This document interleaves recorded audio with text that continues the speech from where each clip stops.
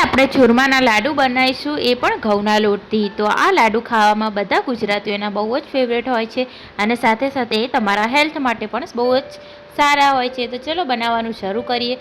સૌથી પહેલાં આપણે ઘઉંનો અધકચરો લોટ લઈ લઈશું, એમાં થોડો ઘી નાખીશું અને ઘીને હાથોની મદદથી સારી રીતે એવા મિક્સ કરીશું। તો તમે જોઈ શકો છો આપણું ઘી સરસ રીતે હાથની મદદથી મિક્સ થઈ ગયું છે। હવે આમાં થોડું થોડું પાણી નાખીશું અને કડક એવો લોટ બાંધી દઈશું અને પછી લોટ બંધાઈ જાય પછી આપણે એના મુઠિયા બનાવી દઈશું। આ રીતના મુઠિયા બનાવવા બહુ જ ઇઝી હોય છે, તમે આ રીતે બધા જ મુઠિયા બનાવી। કઢાઈમાં તેલ લઈશું, તેલમાં આપણે બધા જ મુઠિયાને એક પછી એક નાખતા રહીશું અને તળવા દઈશું જ્યાં સુધી આપણા મુઠિયા એવા ગોલ્ડન બ્રાઉન ના થઈ જાય અને થોડા થોડા ધીમી આંચ ઉપર આપણે આ તળવા દેવાના છે। તો તમે જોઈ શકો છો આપણા મુઠિયા સરસ રીતે તળાઈ ગયા છે અને એના કલર પણ ચેન્જ થઈ ગયો છે। તો બસ એક પછી એક હવે આપણે અને એક પ્લેટમાં બહાર કાઢીશું અને બીજા પણ આ રીતે તમારે સેમ પ્રોસેસ કરવાની છે। તો અહીંયા બધા જ મુઠિયા અમારા અહીંયા તૈયાર થઈ ગયા છે। તો બસ આપણે ગોળ કતરી લઈશું અને મુઠિયાને હાથોની મદદથી આપણે થોડા થોડા ભાગી દઈશું। આ રીતે તમારે એને તોડી નાખવાના છે। તમે જોઈ શકો છો આપણા મુઠિયા બહુ જ સરસ બની ગયા છે અને એને હાથોની મદદથી તમારે થોડા એવા તોડી નાખવાના છે જેની મદદથી આપણે મિક્સરમાં એનો પેસ્ટ બનાવી શકીએ, એટલે એમ કે લાપસી ટાઈપનું બનાવી શકીએ। તમે જોઈ શકો છો આ તમારી લાપસી પણ તૈયાર છે। તમે એની ચાળણીની મદદથી લાપસી પણ બનાવી શકો છો અને સાથે સાથે આ ઘઉંના લોટના ચૂરમાના લાડુ પણ બનાવી શકો છો। બસ હવે આપણે જોઈ શકો છો આપણે બધું મિક્સરમાં આપણે આ રહ્યું ગ્રાઇન્ડ કરી દીધું છે। હવે આપણે ચોખા ચાળવાની ચાળણી લઈશું અને એ ગળણીમાં આપણે આ બધું આપણું જે ચૂરમાનું મોણ છે એ બધું આપણે એમાં એડ કરીશું અને હાથોની મદદથી એ બધું આપણે સારી રીતે નીકાળી। પ્રોસેસમાં તમારે બહુ વાર લાગતી નથી અને વધેલું જે મુઠિયાનું પેલું હોય એ આપણે એમાં ફરીથી મિક્સરમાં કાઢીને ફરીથી ચાળણીની મદદથી કાઢી લેવાનું છે અને આ તમારું બિલકુલ વેસ્ટ થવાનું નથી।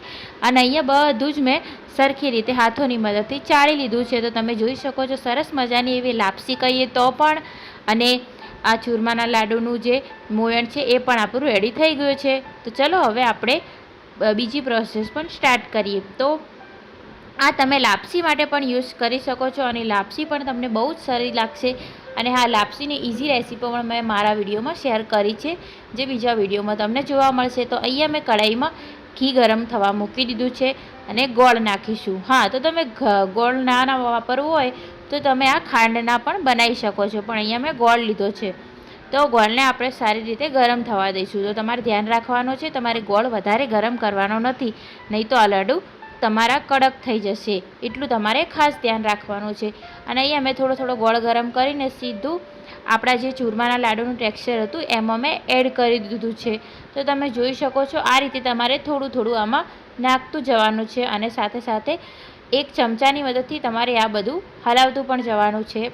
તો અહીંયા જોઈ શકો છો હું બધું મિક્સ કરી રહી છું। આ રીતે ધીરે ધીરે તમારે મિક્સ કરવાનું છે અને તમને એવું લાગે કે હજુ ખૂટે છે તો એ પણ બધું જ ટેક્સચર તમારે આ રીતે અંદર નાખી દેવાનું છે અને એ બધો ગોળનો પાયો મેં અંદર નાખી દીધો છે અને બસ હાથોની મદદથી પણ તમારે આ રીતે ગરમ ને ગરમમાં જ આ મિક્સ કરવાનું છે, નહીં તો આ ઠરી જશે તો સરસ નહીં બને।